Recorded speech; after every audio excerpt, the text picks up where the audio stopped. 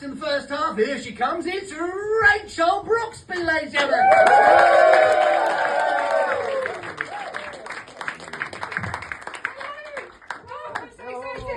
I'm so excited to be here. I don't get out very much anymore. I don't get to go to cool places. That's what happens when you get old and you have children. And you might be surprised to hear, but once upon a time, I actually was cool. Yeah, really, yeah. I actually used to live in Hackney when it was the coolest, the hippest, the most up-and-coming place in London. And by that, it was shit. I mean, it was shit. At the time, Homerton High Street had a nickname. It kind of gave the game away, a bit like those places like Death Valley, Snake Pass, Dead Man's Gulch. It was called the Murder Mile. Yep, a whole mile of murder. Back then, if you put it into Google Maps, it wouldn't give you directions. It would just say, "Are you sure, mate?" You wouldn't have gone to a pub back then unless you wanted to come home with some of your teeth in a cup.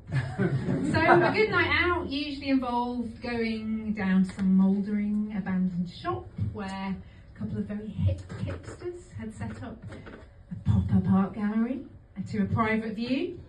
And yeah, you know the types. You know who I'm talking about. You've seen them. I can see you imagining them in your minds already.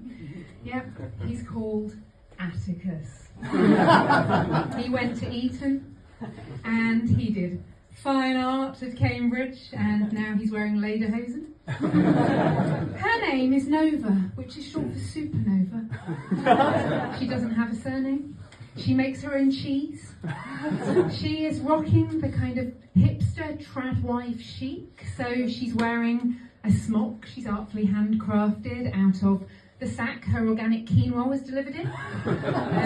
She's got the odd asymmetric hairdo and some glasses that Dame Edna would be jealous of. And you know what? She looks fucking awesome. I hate her so much. And I love her so much. I want to be her. The conversation would usually be awkward and intellectual. Well, awkward for me anyway, because, you know, I was watching Towie before I came out. We would be drinking warm white wine out of a box and pretending to enjoy the installation piece by Pierre and Gilles, who were doing ballet to techno, whilst tying each other up in BDSM knots with a backdrop of gay porn. Good times, good times. I had to leave in the end. I had a baby. Not in the gallery.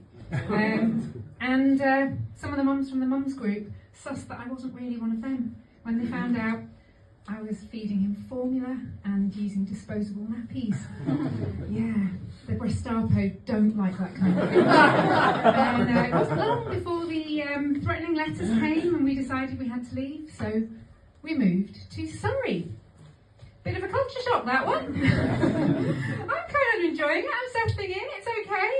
The people are very nice. We got there and we were met by the official welcoming committee. We handed over our London clothes and they gave us our uniforms, Bowden jeans, a gilet and some hunter wellies.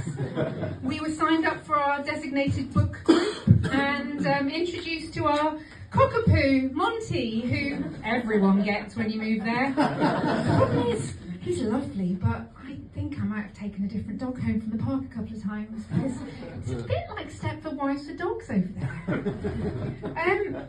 So I kind of thought that moving to Surrey would help calm me down, make me a bit more organised. Turns out no. You can take the girl out Hackney, but her brain's still in a rave in Dalston somewhere.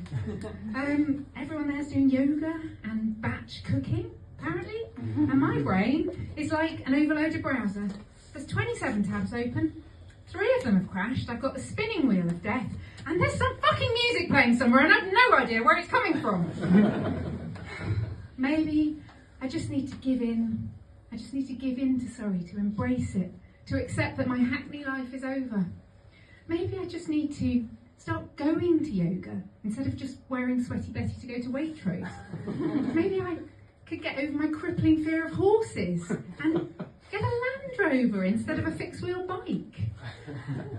Oh, maybe I should just accept that I am one midlife crisis away from moving to Margate and opening a microbrewery. Thank you very much.